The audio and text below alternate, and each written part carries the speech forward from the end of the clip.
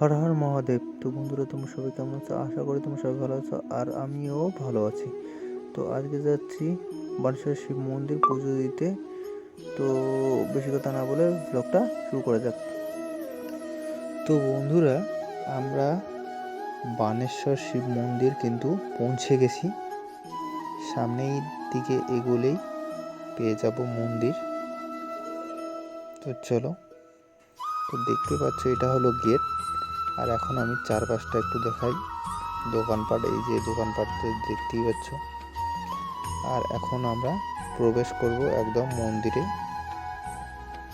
তো এটা হলো সন্ধ্যা টাইম। তো এই টাইমটায় অনেক লোক আসে, ভিড় হয়। তো আজকে কিছু লোক আছে, ভিড় বেশি একটা নেই।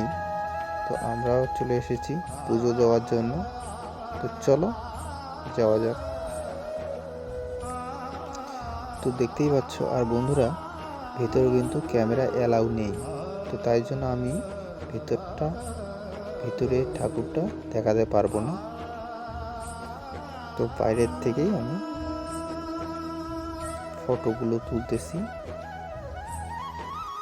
আর এখন আমরা যাব মা কালীর দর্শনে। আর ওইখানে তো পুজো দিয়ে দিলাম আমরা। আর এখন আপনাদেরকে আমি বাইরের সাইডটা দেখাচ্ছি, চারপাশটা কেমন লাগলো কমেন্ট করে জানাবে। সবাই ভালো থাকো, সুস্থ থাকো, টাটা।